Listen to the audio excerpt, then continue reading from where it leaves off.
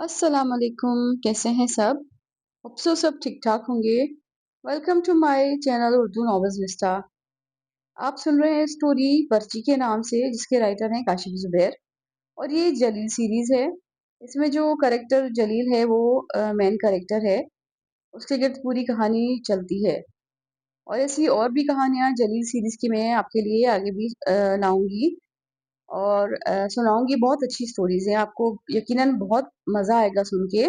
अपना फीडबैक जरूर दें, स्टोरी को लाइक और शेयर करें, और साथ में न्यू है तो सब्सक्राइब करें और मुझे बताएं कि आप कौन से सिटी से मेरी स्टोरी को सुन रहे हैं।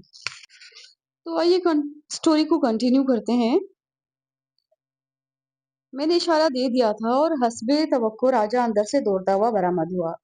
जब मैं बाइक आगे बढ़ाने वाला था, वो चक्कर पीछे बैठ गया और मेरे कान में बोला, जलील भाग ले। मैं पहले ही एक्सीलेटर घुमा चुका था। बाइक ने झटका लिया और राजा पीछे गिरते गिरते बचा। मगर उसने कतई बुरा नहीं मनाया, क्योंकि पीछे उसका बाप था, जो राजा के फरार पर उसकी वल्दियत में नामुनासिब तब्दीलियां कर रहा था। जब तक हम गली के कोने तक पहुंचते, तब्दीलियों की तादाद दर्जन से तजावुज कर चुकी थी। मुल्ला की दौड़ मस्जिद तक होती है, हमारी दौड़ कैफे डी पूछ तक थी।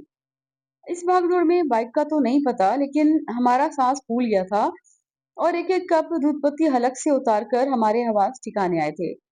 मैंने राजा से कहा, मैंने अपना काम कर दिया है, अब तू मेरा काम कर दे। हस्बे रिवायत राजा ने अयारी का मुजाहरा किया। तूने क्या किया? ये तो भत्ता मांगने वालों का काम था, अल्लाह उनका भला करे। बेटे, अगर मैं आकर तुम बाप बेटे को ना बचाता, तो उस वक्त तू अरफा तो क्या किसी को मुंह दिखाने के काबिल ना रहता। मैंने उसे याद दिलाया। फिर मैं ही तुझे बाइक पर लाद कर फरार हुआ और तेरे बाप से गालियां खाई। राजा कभी शर्मिंदा नहीं हुआ, मगर बहरहाल मेरा काम करने पर राजी हो गया। मैंने उससे कहा, ये तो हो गया वो काम जो तू बिला मुआवजा करेगा। एक दूसरा काम भी है जिसमें आमदनी की तवक्को है, उससे तुझे भी शेयर मिलेगा। राजा ने नफी में सर हिलाया। स्टॉक मार्केट बहुत गिरी हुई है, मैं शेयर नहीं लूंगा। जाहिल, वो वाला शेयर नहीं, हिस्से वाला शेयर। तुझे हिस्सा मिलेगा।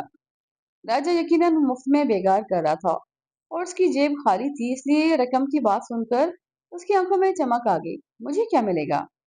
तू चाहे तो दिहाड़ी पर काम कर ले, रोज का 1,000 मिलेगा, या फिर इकट्ठा 10,000 ले लेना। 15 देता है तो मैं गौर करता हूँ। 15 भी बुरे नहीं थे, मगर मैं फौरन मान जाता तो राजा मशकूक हो जाता कि मुझे बड़ी रकम मिल रही है। इसलिए मैं खासी रदो और चकचक के बाद मैं 15 पर मान गया था, मगर उस पर वाजे कर दिया कि पैसा उस वक्त मिलेगा जब काम हो जाएगा, क्योंकि मुझे भी उसी वक्त मिलेगा। राजा ने काम का पूछा, लेकिन मैंने उसे असल बात नहीं बताई। वो भत्ते और दस्ती बम की धमकी का सुनकर बिदक सकता था। तुझे कल सुबह से छोटा भाई बड़ा के दफ्तर की निगरानी करनी है। वहां कौन आता जाता है नोट करना है, और क्यों आता है ये भी जानना है। राजा मुतफिकर हो गया। सारा दिन निगरानी करनी होगी? नहीं, कल सिर्फ सुबह उस वक्त तक निगरानी करनी है जब तक बाहर के लोग दफ्तर में आते जाते रहें।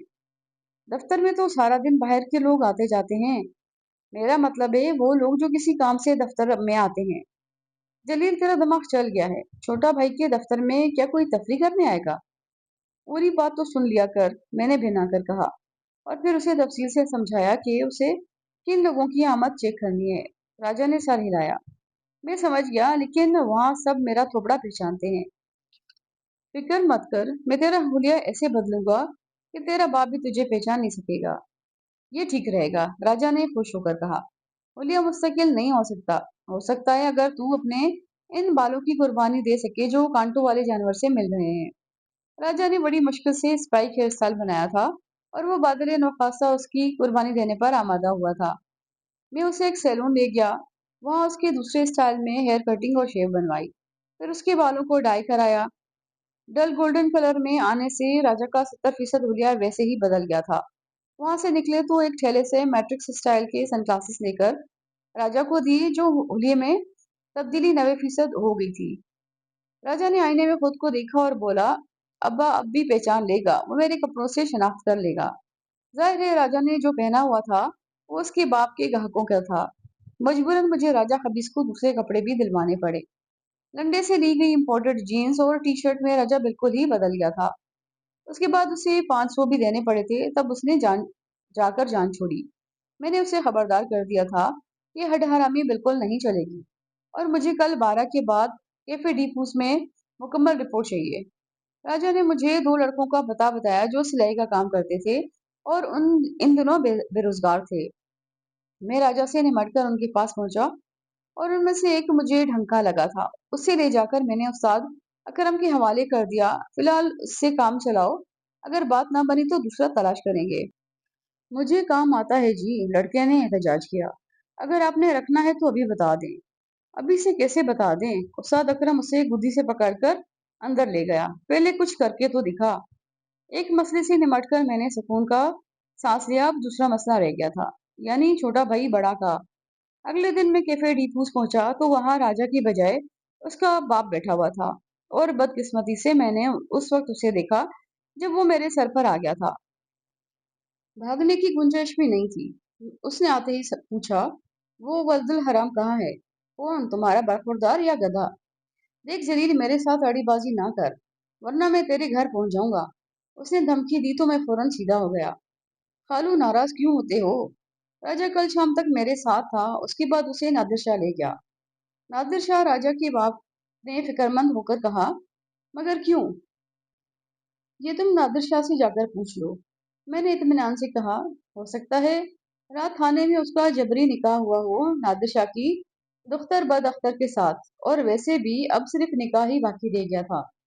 راجا کا باپ خود کسی چکر میں چند دن پہلے تھانے سے آیا تھا اور دوبارہ اس طرف جانے کے موڈ میں نہیں تھا، اس لیے مجھے برا بھلا کہتا ہوا رخصت ہو گیا۔ اس کے جاتے ہی نزدیکی میز پر بیٹھا ہوا راجا اٹھ کر میرے پاس آیا تو میں دنگ رہ گیا۔ راجا کے باپ کیا، میں نے بھی نوٹ نہیں کیا تھا کہ وہ بغل میں بیٹھا ہے، اور اس کا باپ اس کا ڈھنڈورا پتہ نہیں کہاں پیٹنے گیا تھا۔ راجا نے دانت نکالے۔ تو نے ٹھیک کہا تھا، ابا ابھی نہیں پہچان سکے گا۔ مگر یہ تو کیا بکواس کر رہا تھا کہ تھانے میں میرا جبری نکاح ہو چکا ہے؟ اگر ایسا نہ کہتا تو تیرا باپ اتنی آسانی سے جان کہاں چھوڑتا؟ اب رپورٹ دے فٹافٹ، پہلے چائے منگوا۔ راجا نے مطالبہ کیا۔ میں نے اس کا مطالبہ پورا کیا اور اس نے پہلا گھونٹ لیا اور بولا، چھوٹا بھائی بڑا کے دفتر میں صبح کے وقت 6-7 افراد آتے ہیں۔ 1 منٹ۔ اس نے جیب سے کاغذ نکالا۔ سب سے پہلے ایک مہترانی اپنے میاں کے ساتھ آئی، اور کیا خوب آئی! اس نے جو لباس پہن رکھا تھا، کام کے وقت شعر و شاعری سے پرہیز کیا کر۔ بادل نوخستہ، راجا نے آگے بڑھا۔ اس کے بعد ایک کباڑی آیا جو روز کی بنیاد پر دفتر میں استعمال ہونے والا کاغذ، کارٹن اور دوسری چیزیں لے جاتا ہے۔ پھر ایک چائے والا لڑکا آیا۔ 10:30 بجے سپلائر آیا اور اس نے مال سپلائی کیا۔ سب سے آخر میں 11 بجے سامنے والے ہوٹل کا لڑکا آیا، وہ لنچ کا آرڈر لینے آیا تھا۔ ان کے پاس اندر جاتے ہوئے سامان کیا کیا تھا؟ صفائی کرنے والے جوڑے کے ہاتھوں میں جھاڑو اور ٹوکریاں تھیں۔ پیلی جیسے میاں نے صرف بنیان اور شارٹ پہن رکھی تھی، البتہ اس کی ترقی پذیر بیوی نے جو چولی۔ راجا کام کی بات کر، میں نے پھر بات کاٹی۔ راجا کی باقی رپورٹ کا خلاصہ یوں تھا، کباڑی ایک خالی تھیلا لایا تھا اور بھر کر لے گیا تھا۔ چائے والا لڑکا چینک اور کپ لایا تھا۔ سپلائر کارٹن میں سامان لایا تھا اور سکندر کی طرح خالی ہاتھ واپس گیا تھا، جبکہ آرڈر لینے والا لڑکا آیا اور گیا خالی ہاتھ تھا۔ راجا سے گفتگو کے دوران میں میرا ذہن اس پوری رپورٹ کا تجزیہ کر رہا تھا۔ سپلائر اور کباڑی کو میں نے اس سے نکال دیا کیونکہ وہ چھوٹا بھائی بڑا کے کمرے تک نہیں جا سکتے تھے، ان کا وہاں کوئی کام نہیں تھا۔ چائے والا لڑکا اور لنچ کا آرڈر لینے والا لڑکا صرف اس صورت اندر جاتے جب چھوٹا بھائی یا اس کی سیکرٹری اندر ہوتے۔ اب صرف صفائی کرنے والا جوڑا بچتا تھا۔ وہ صبح سب سے پہلے آتے تھے اور انہیں ہر کمرے میں جانا ہوتا تھا، کوئی انہیں نہیں روکتا نہ چیک کرتا، وہ آتے بھی سب سے پہلے تھے۔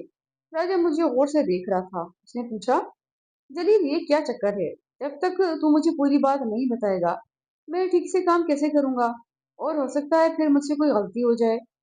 میں نے سوچا اور راجا کو اصل بات بتا دی۔ وہ بھتے کی پرچی اور جلی دستی بم کا سن کر یوں اچھلا جیسے بم اس کے نیچے رکھا تھا۔ جلیل، تیری عقل گھاس چلنے چلی گئی ہے۔ اس شہر میں ہونے والے ہر 5 میں سے 3 قتل اسی چکر میں ہو رہے ہیں۔ یہ وہ چکر نہیں ہے، کوئی چھوٹا بھائی بڑا کو بیوقوف بنانے کی کوشش کر رہا ہے، اور وہ ہمیں بیوقوف بنا رہا ہے۔ راجا خفگی سے بولا، اس نے تجھے مرنے کے لیے کیا معاوضہ دیا ہے؟ 30-40 ہزار دیا ہوگا؟ इतनी रकम के पीछे तू मौत के फरिश्ते को तलाश करता फिर रहा है। राजा, मैं अहमक नहीं हूँ और ना ऐसा लालची हूँ कि मौत खरीद लूं। तू जानता है मैं हमेशा हाथ पांव बचाकर काम करता हूँ। मैंने छोटा भाई से कह दिया है कि जिस वक्त मुझे लगा इस मामले में सचमुच का कोई बतख और मुलविस है, मैं पीछे हट जाऊंगा। तू पीछे हट जाए, क्या वो पीछे हटेगा? राजा ने तंजिया अंदाज में कहा। तूने मुझे भी मरवा दिया था। मैं वहां 3 घंटे खड़ा रहा। अगर पर्ची भेजने वाला दफ्तर की निगरानी करा रहा होगा तो क्या उसने मुझे गौर से नहीं देखा होगा? राजा, उसमें खतरा इतना नहीं है। मैंने उसे समझाना चाहा मगर वो खड़ा हो गया। जलील, मुझे माफ कर। मुझे मालूम नहीं था कि अब तू ऐसे चक्करों में भी हाथ डालने लगा है। राजा सचमुच डर गया था या हरामखोरी पर उतर आया था। बहरहाल उसने मजीद मेरा साथ देने से इनकार कर दिया। तूने कल जो खर्च किया था, समझ ले वही मेरा मुआवजा है। मुझे तुझसे और कुछ नहीं चाहिए। राजा दफा हुआ तो मैं देश में चाय की घूंट पीता रह गया। उसके बाद मैं छोटा भाई बड़ा के दफ्तर रवाना हुआ। वो हस्बी मामूल कुर्सी पर अकड़ू बैठा हुआ पान चबा रहा था। तरहदार सेक्रेटरी शदोमत से कंप्यूटर की कीबोर्ड पर कुछ टाइप कर रही थी। न जाने वो मुझसे क्यों खार खाती थी, क्योंकि मैं जब आता उसकी तेवरी पर बल से पड़ जाते थे। हालांकि मेरा उससे कभी किसी किस्म का कोई मामला नहीं रहा और न ही हमारे दरमियान बात हुई थी। मैंने छोटा भाई बड़ा से कहा, मुझे तुमसे बात करनी है। कीबोर्ड पर सेक्रेटरी की चलती उंगलियां रुक गई। गालिबन उसके कान हमारी तरफ लग गए थे। छोटा भाई बड़ा मुंह पर करके गुड़गुड़ाया, गौरो। छोटा भाई, बात अकेले में करने का है। छोटा भाई बड़ा ने अपने सेक्रेटरी को देखा, जो नजर का इशारा भी समझती थी, मगर वो बादल नौखासा उठकर गई थी। उसके अंदाज से लग रहा था कि वो हमारी गुफ्तगू सुनना चाहती थी, मगर ये तजस्सुस एक फितरी चीज थी। गालिबन उसे और दफ्तर वालों को अंदाजा हो गया था कि छोटा भाई बड़ा मुझसे काम ले रहा है और मकसद भत्ते की पर्ची भेजने वाले का पता चलाना हो सकता था। उसके जाने के बाद मैंने आयशा से कहा, छोटा भाई, जब तुम कल दफ्तर आए तो क्या वक्त हुआ था?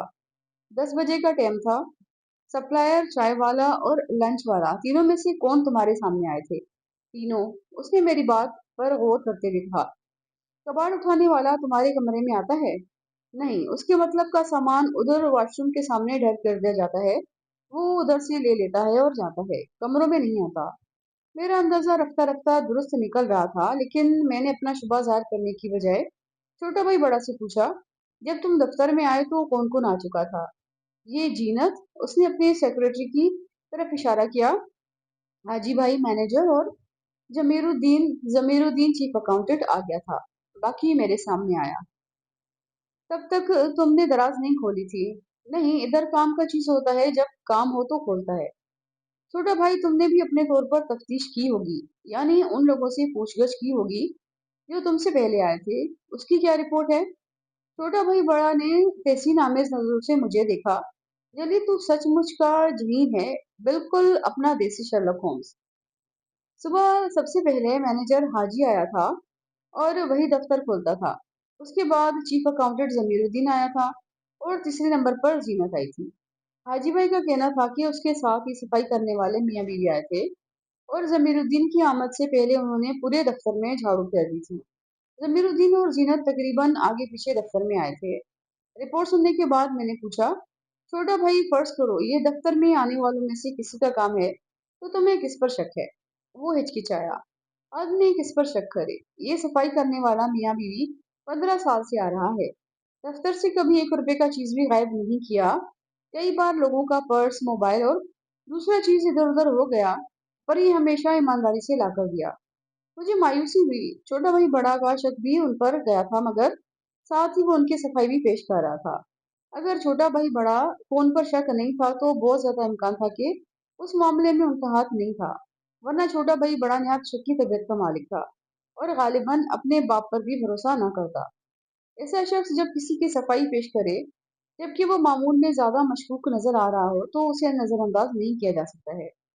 मैंने कहा, तुम कल निशान लगवा दो। ये काम सुबह सवेरे हो जाना चाहिए। उसके बाद मैं देखूंगा कि कौन उस निशानी को देखकर मतवजा होता है। तू कहाँ से देखेगा? ये मुझ पर छोड़ दो, मैंने कहा और खड़ा हो गया। मैं बाहर आया और मैनेजर और हाजी भाई के कमरे के पास से गुजरा तो सेक्रेटरी अंदर असिस्टेंट अकाउंटेंट के साथ बैठी हुई थी। मैंने उससे कहा, तुम्हें छोटा भाई बुला रहा है। जब वह मुंह बनाए छोटा भाई बड़ा के कमरे में जा रही थी, तो मैं मुस्कुराती हुई बाहर निकल आया। क्योंकि गुज़िश्ता रोज़ मुझे दिल्ली बिरयानी का तजुर्बा हो चुका था, इसलिए आज मैंने लंच के लिए दिल्ली निहारी का रुख किया। मगर यहाँ भी मिर्चों की शमूलियत होलसेल में थी। आतिशफिशा निहारी अफ़गानी नान के साथ खाकर और ऊपर से एक जग पानी पीकर मैं इस काबिल नहीं रहा था कि बाइक पर घर जा सकूं, मगर घर तो जाना था। अम्मा ने कुछ सौदा मंगवाया था और खबरदार किया था कि शाम से पहले लाकर दो, वरना बुरे अंजाम के लिए तैयार रहूं। और फिलहाल मेरा बुरा अंजाम अम्मा के हाथों यही हो सकता था कि मेरी शादी के लिए होने वाला राजीनामा वापस ले लिया जाता। इसलिए मैं किसी न किसी तरह बाइक चलाता हुआ घर वापस पहुंच गया। वैसे तो शहरी कायद में अब सराते मुस्तकीम पर सफर करना आउट ऑफ फैशन हो गया, क्योंकि सड़कें और गलियां इस काबिल नहीं है।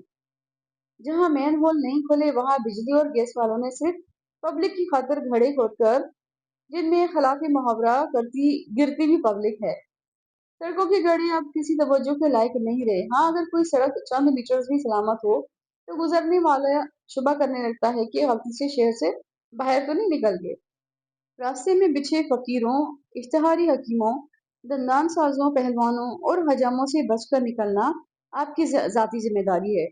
उनमें से किसी पर भी बाइक चढ़ाने का अंजाम इबरतनाक हो सकता था। कुत्तों का जिक्र मैंने यूं नहीं किया कि वो बहरहाल आपके रास्ते से हट जाते हैं और आपके साथ रेस लगाते हैं। ऐसे में अमूमन बाइक सवार दोनों पांव ऊपर करके बाइक चलाने का मुजाहरा करते हैं, मगर मुझ में पांव उठाने की सकत भी नहीं थी। इसलिए जब एक नाहंजार कुत्ते ने तफरीहन बाइक के साथ रेस लगाई तो मैं एक चलते फिरते खेमे में घुसते घुसते बचा। खेमे में मौजूद खातून ने एक फलक शगाफ चीख मारी, हालांकि मैं उससे कई इंच के फासले से गुजर चुका था। उस पर उसके गैरतमंद शोहर ने कुत्ते की पैरवी की और रेस का आगाज किया था। ये कुत्ता खेमे में घुस गया। उसे निकालने के लिए शोहर को भी खेमे में जाना पड़ा, और जब तक अकबी आईने में खेमा नजर आता रहा, उसमें से कुत्ता और शोहर कोई बरामद नहीं हुआ था। मैं इस वन एक्ट कॉमेडी से महजूज नहीं हो सकता था, मगर राहगीर जरूर महजूज हुए होंगे। सही सलामत घर पहुंचा तो इत्मीनान का सांस लिया, सामान अम्मा के हवाले किया और दाद चाही। देखा अम्मा, क्या वक्त पर आया हूँ? हाँ बेटा, मुझे मालूम है क्यों वक्त पर आया है। अम्मा ने आईना दिखाया। ये बता, सुबह से कहाँ गायब था? नौकरी की तलाश करने गया था, मैंने अंदर जाते हुए कहा तो कब से अम्मा की हंसी सुनाई दी थी। जाहिर है उन्होंने मेरी बात पर यकीन नहीं किया था। अम्मा से बेहतर मुझे कौन जान सकता था। सुबह सवेरे मुंह अंधेरे, यानी ठीक 9 बजे, मैं छोटा भाई बड़ा के दफ्तर से कुछ फासले पर एक कोयटा होटल में मौजूद था। चाय पराठे का नाश्ता करते हुए मैंने निगरानी भी जारी रखी थी। दफ्तर के सामने से गुजरते हुए मैंने देख लिया था कि दरवाजे पर सफेद रंग से जरा गैर वाजे ओके लिखा था। छोटा भाई बड़ा ने मेरी हिदायत पर अमल किया था। ठीक 9:15 बजे हाजी भाई नाजिल हुआ और उसने दफ्तर का दरवाजा खोला। इसी असना में एक तरफ से शौक व चंचल मेहतरामी और उसका सिंगल पसली शोर नमूदार हुए। बीवी पान से शौक करती थी और शोर यकीनन चर्चीदा था। ये बात दोनों की शक्लों से आया थी। बीवी के साथ शोर ऐसा लग रहा था जिसे होंडा 50 का कई साल पुराना पहिया किसी नए चमकते दमकते रेडियल टायर के साथ लग सकता है। वो दफ्तर के अंदर चले गए। तकरीबन आधे घंटे बाद वो इमारत से निकले तो मेहतरानी के शोहर ने गौर से दरवाजे को देखा और फिर बीवी के पीछे बाहर आया। उसने कचरे से भरी टोकरियां उठा रखी थी। बाइक मैंने होटल के पास ही छोड़ दी थी। कल मैंने राजू को टोक दिया था, मगर आज मेहतरानी के पीछे चलते हुए मैंने दिल ही दिल में एतराफ किया कि वो खासी आफत किस्म की चीज थी। उसे देखने वाले बहुत थे, मगर शोर की वजह से कोई पास नहीं आता था। वो उसी चीज का फायदा उठाती थी और अपने हुस्न की नुमाइश करके लोगों के दिल जलाती थी। कुछ दूर जाकर उन्होंने एक कचरा कुंडी में उल्टा और शोर उसमें से अपने काम की चीजें निकालने लगा। साथ ही उसने पहले से जेब में मौजूद और आधी पी हुई सिगरेट निकालकर सुलगाई और चंद कश लिए। मेरा अंदाजा दुरुस्त था, वो चर्च पी रहा था। बीवी कचरा कुंडी की दीवार पर एक नजर नवाज में अटकी हुई थी। मैं एक दरख्त के पीछे से उनकी निगरानी कर रहा था। अगर पर्चा और जाली बम रखने का काम उनसे लिया गया था तो जल्द या बदेर कोई उनसे राब्ता करता, मगर ये लाजमी भी नहीं था। पर्चा भेजने वाला खुद भी आंखें रखता होगा और वो छोटा भाई बड़ा के दफ्तर पर बना हुआ ओके खुद भी देख सकता था। कचरा कुंडी एक चौराहे पर थी, मगर ये रिहायशी इलाका था, इसलिए यहाँ ट्रैफिक का रश बहुत कम था। सामने से एक गाड़ी आ रही थी और जब वो नजदीक आई तो मैं चौंका, क्योंकि उसकी फ्रंट सीटों पर दो जानी बेजानी शख्सियत विराजमान थी। गाड़ी चौरंगी से जरा पहले रुकी और फ्रंट सीट पर बैठी शख्सियत नीचे उतर गई। वो चौरंगी की तरफ से आने लगी और गाड़ी मुड़कर वापस चली गई। मैं सोच रहा था कि ये क्या माजरा है। जब वो शख्सियत उस दरख्त से आगे निकली जिसके पीछे मैं रुपोश था, तो चंद लम्हे के तजबजब के बाद मैंने फैसला किया और उसके पीछे चल पड़ा। मैं अब तक फैसला नहीं कर पाया था कि जाने वाली शख्सियत का मौजूदा सूरत हाल से कोई वास्ता भी था या कोई और ही चक्कर था। ताकुब का ये सिलसिला छोटा भाई बड़ा के दफ्तर तक जारी रहा। फिर वो शख्सियत अंदर चली गई। मैं कोयटा होटल पर रुक गया था। मुश्किल से 1 मिनट बाद गाड़ी आकर छोटा भाई बड़ा के दफ्तर के सामने पार्किंग में रुकी और उससे दूसरी शख्सियत उतरकर अंदर चली गई। 10 बजे तक छोटा भाई बड़ा और दूसरा अमला आ चुका था। मैं अंदर पहुंचा तो छोटा भाई बड़ा एक हाथ से सर और दूसरे हाथ में एक कागज थामे उकड़ू बैठा हुआ था। बहुत से लोगों का ख्याल था कि छोटा भाई बड़ा बचपन से कब्ज का मरीज था और इस पोस्ट का आदी हो गया था। मैं पर्चा देखकर ही समझ गया था। मैंने पूछा, ये कहाँ से आया? इधर दरवाजे में रखा था, छोटा भाई बड़ा ने मुर्दा लहजे में कहा। ये जो भी है बहुत घिसा पिटा है। जीनत अभी तक कमरे में नहीं आई थी, हालांकि वो दफ्तर आ चुकी थी। मैंने पूछा, क्या लिखा है? खुद पढ़ ले। छोटा भाई बड़ा ने पर्चा मेरी तरफ बढ़ा दिया। मैंने इस बार भी एहतियात से पकड़ा कि मेरी उंगलियों के निशानात ना आए। उस पर उसी खराब तरीन और खराब तरीन उर्दू में लिखा था, शाबाश तूने अपना जान बचा लियो। अब 5 लाख रुपया 1000 के नोटों की गड्डियों में रखकर पैकेट बना ले। नोट सारे पुराने हों, हर गड्डी पर बैंक की सील हो। जल्द तुझे बताता हूँ कि रकम कैसे भेजनी है। छोटा भाई बड़ा ने एक नाकाबिले बयान लकब देकर कहा, मैं उसे बताता हूँ कि रकम कैसे भेजना है। छोटा भाई रकम का बंदोबस्त कर लो, मैंने कहा तो वो चिढ़कर बोला, तूने अब तक क्या किया है? मैं जो कर रहा हूँ उसका कोई ना कोई नतीजा निकल आएगा। नाकामी या कामयाबी दोनों सूरतों में तुम खसारे में रहोगे, बस खसारे की मिकदार कम ज्यादा होगी। उसने सर पर हाथ मारा। अपन का नसीब ही ऐसा है। बाप बोला था, छोटा तू जब चालाकी दिखाएगा तेरे को नुकसान होगा। तो क्या ये सब तुमने बेवकूफी दिखाकर कमाया है? मैंने कहा। जीनत अंदर आई और अपनी सीट पर बैठ गई। अच्छा सेठ, अब मैं चलता हूँ, तुम्हारा काम नहीं होने का। ऐसा करो, 5 लाख दे दो, समझ लो जान का सदका निकाला है। जिंदा रहोगे तो ऐसे 5 लाख दिन में कमाते रहोगे। छोटा भाई बड़ा जरा हैरान हुआ था, मगर मैं उसके तासुरात पर तवज्जो दिए बगैर बाहर निकल आया। मैंने मैनेजर हाजी भाई से एक बात पूछी और उसने जो जवाब दिया वो मेरी तवक्को के अन मुताबिक था। मैं बाहर आया और फिर से कोयटा होटल में आकर बैठ गया। दोपहर तक मैं वहीं रहा, फिर एक करीबी बर्गर वाले से बर्गर लेकर लंच भुगताया। शाम के करीब वही शख्सियत दफ्तर से निकली और उसी सिमत चल पड़ी जिस तरफ से सुबह आई थी। मैंने बताया कि ये रिहायशी इलाका था और यहाँ पब्लिक ट्रांसपोर्ट नहीं चलती थी। मैंने कुछ देर बाद बाइक उठाई और अपना मुखड़ा हेलमेट में छुपाकर उसके पीछे रवाना हुआ, मगर फासला रखा था क्योंकि उसने बहरहाल मेरा लिबास देखा हुआ था और मुझे उससे पहचाना जा सकता था। चौरंगी से पहले मैं कचरा कुंडी के पास रुक गया। उससे उठने वाला धुआं मुझे आड़ मुहैया कर रहा था। हस्बे तवक्को दूसरी तरफ से गाड़ी आई और पैदल आने वाली शख्सियत उसकी फ्रंट सीट पर बैठ गई। मैंने बाइक गाड़ी के पीछे लगा दी और तकरीबन 20 मिनट बाद गाड़ी एक फ्लैट में दाखिल होगी। मैं बाहर ही रुक गया। मुझे मालूम करना था कि गाड़ी में मौजूद 2 अफराद में से कौन यहाँ आया है और क्या वो पहले भी आते रहे हैं। जब गाड़ी अंदर चली गई तो मैं बाइक से उतरकर चौकीदार के पास आया और 100 का एक नोट हाथ में दबाकर उससे पूछा, यार एक बात बता सकते हो? पूछो, उसने नोट को उतारते हुए कहा। ये जो अभी गाड़ी अंदर गई है उसमें कौन था? वो सियाना था, मगर 100 का नोट लेकर उसने बता दिया कि गाड़ी में जाने वाले अफराद कौन थे और उनका आपस में क्या रिश्ता था। मैं सुनकर उछल पड़ा और चौकीदार को गालिबन अफसोस हुआ कि उसने ज्यादा कीमती मालूमात बहुत कम कीमत में बेच दी थी। वापसी में मैं एक बार फिर तजबजब में पड़ गया था कि उन दोनों चक्कर का आपस में क्या ताल्लुक है, या ये अलग अलग चक्कर थे। मैंने छोटा भाई बड़ा को कॉल की। उसने रुखाई से पूछा, अब काय को कॉल करता है? ये बताओ कि पर्ची वाले की तरफ से कोई और पैगाम आया? नहीं, पर तू क्यों? छोटा भाई तुम कहाँ हो? दफ्तर में। वहीं रुको, मैं आ रहा हूँ। अगर मैं लेट हो जाऊं तब भी इंतजार करना, जाना मत, मैंने कहा और कॉल काट दी। छोटा भाई बड़ा चिल्लाता रह गया था कि काय को। मैं तकरीबन 1 घंटे बाद उसके दफ्तर पहुंचा तो वहां सब बंद था। हद ये कि आसपास के होटल और दुकानें भी बंद हो गई थी। क्योंकि ये दफ्तरी इलाका था और यहाँ जब तक दफ्तर खुलते थे सब खुलता था और जैसे ही दफ्तर बंद होते बाकी सब भी बंद हो जाता था। औलादी दरवाजा छोटा भाई बड़ा ने खुद खोला और खा जाने वाली नजरों से मुझे देखा। मैं सूख गया तेरे इंतजार में। छोटा भाई अगर अल्लाह ने चाहा तो कल तक वो बंदा गिरफ्त में आ जाएगा। वो कैसे?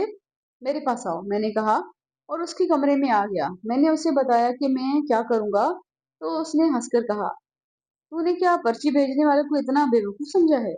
नहीं, मेरा ख्याल है वो मजबूर है, मैंने जवाब दिया। उस दौरान मैं अपने काम में भी मसरूफ रहा। अपना काम करके मैंने छोटा भाई बड़ा को खबरदार किया, किसी चीज को मत छेड़ना, बल्कि अब तुम भी छुट्टी करो। छोटा भाई बड़ा मेरे साथ बाहर आया। उसने गेट बंद करते हुए पूछा, जलील ये क्या चक्कर है? तुझे दफ्तर में किस पर शक है?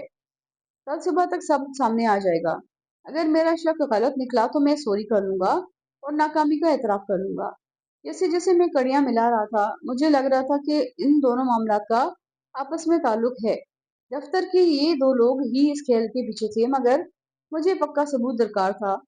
वहां से मैं दुकान पर आया जहां उस्ताद अकरम खुश खुश एक सिल जाने वाले सूट को इस्त्री कर रहा था। उसने मुझसे कहा, जलील भाई तुम अच्छा लड़का लाया, काम में पक्का है। मैंने दुकान में देखा तो मुझे पुराना वाला लड़का नजर आया, पर वो है कहाँ? उधर पीछे वाली गली में गया हुआ है। उस्ताद अकरम ने चहक कहा तो मैं ठंडी सांस लेकर रह गया। तुम्हारा मतलब ये चर्च का सूतरा लगाने गया है? हाँ, उसके बगैर काम कैसे करेगा? तुम लोग चर्च पियो या दुनिया जहाँ की मंशियात इस्तेमाल करो, मगर काम में कोई गड़बड़ नहीं होनी चाहिए। मैंने उस्ताद अकरम से कहा था कि मैं इस महीने की आमदनी में से कुछ नहीं दूंगा। वो रखे, क्योंकि दुकान भी उसे दोबारा से जमानी थी और वो जितने अरसे बेरोजगार रहा था उस पर कर्ज चढ़ गया था। मैं अगले महीने से अपना हिसाब किताब करता। इसलिए उस्ताद अकरम कोशिश कर रहा था कि इस महीने ज्यादा से ज्यादा काम ले और कमा ले। अलबत्ता मैंने उससे शनों के कपड़े सिलवा लिए थे। ये और बात थी कि सारे सूट सर्दियों वाले थे और अब सर्दी तकरीबन जा चुकी थी। मैंने सोच लिया था कि अब उसे शादी के बाद ही कोई सूट सिलवा दूंगा, शादी तक कोई फजूल खर्ची नहीं करनी। मैं तकरीबन 11 बजे छोटा भाई बड़ा के दफ्तर पहुंचा। उस वक्त तक सब आ चुके थे और अपने अपने कामों में लगे थे। मैंने छोटा भाई बड़ा से सलाम दुआ की और सूरत हाल का पूछा तो उसने दरवाजे से एक पर्चा निकालकर सामने रख दिया। उसमें लिखा था, छोटा भाई तुम 5 लाख रुपया अपनी सेक्रेटरी को देकर शाम 5 बजे जब छुट्टी होता है भेजेगा। उससे बोलना इस साहब के पास पैदल जाए और जो उससे रोक कर पैकेट मांगे उसे दे दे। मैंने पर्चा पढ़कर उसकी तरफ सिरका दिया। तब तुमने क्या सोचा है? छोटा भाई बड़ा ने सर दहा भरी। अब क्या करें, बरोबर देना पड़ेगा। सेक्रेटरी जीनत कान लगाए हमारी गुफ्तगू सुन रही थी। मैंने मेज पर पेन होल्डर से एक पेन निकाला और छोटा भाई से कहा, पेन बड़ा अच्छा है वाला रखा है। मैंने कहते हुए उसका केप खोला। ओहो, ये तो स्पाई केम है। मैं उठकर सेक्रेटरी के पास आया और उससे कहा, मुझे कंप्यूटर में लगाकर उसकी रिकॉर्डिंग देखनी है। सेक्रेटरी का चेहरा सफेद पड़ गया और वो बुत की तरह साकित हो गई थी। मैंने पेन की यूएसबी कंप्यूटर में लगाई और चंद मिनट बाद उसने फोल्डर खोल दिया। मैंने फोल्डर में मौजूद रिकॉर्ड शुदा वीडियो चलाई। छोटा भाई बड़ा भी उठकर मेरे पीछे आ गया था। मैंने रिकॉर्डिंग को तेजी से चलाकर उस वक्त तक पहुंचाया जब कैम में सेक्रेटरी नमदार हुई, जो दराज खोलकर उसमें पर्चा रख रही थी। मैंने हैरत से छोटा भाई बड़ा की तरफ देखा। ये तो मिस जीनत हैं, लेकिन उन्होंने एक झूठ और बोला है। ये मिस नहीं है बल्कि मिसेस जमीरुद्दीन भी हैं। लाजमी बात है कि दोनों मियाँ बीवी इस चक्कर में शामिल हैं। छोटा भाई बड़ा का गुस्से से बुरा हाल हो गया था। उसने घुटी घुटी आवाज में कहा, जीनत तूने मेरे को इतना बड़ा धोखा दिया है। मैंने तेरे साथ क्या बुरा किया था? इसके शोहर को भी बुला लो और दोनों से हिसाब किताब करते रहो, मैंने कहा, लेकिन पहले मेरा हिसाब कर दो। तू इधर बैठी रहे, छोटा भाई ने उसे हुक्म दिया और तिजोरी खोलकर 1.5 लाख रुपए निकालकर मेरे हवाले किए। जलील अब तू जा, तेरा काम खत्म। तुमने ठीक कहा छोटा भाई, मैंने खुश होकर जवाब दिया। अब तुम्हारा काम शुरू है। जब मैं बाहर जा रहा था तो छोटा भाई सेक्रेटरी को हुक्म दे रहा था कि वो अपने शोहर को भी बुलाए। मैं मुस्कुराते हुए बाहर निकल आया। Thanks for watching Urdu novels Vista.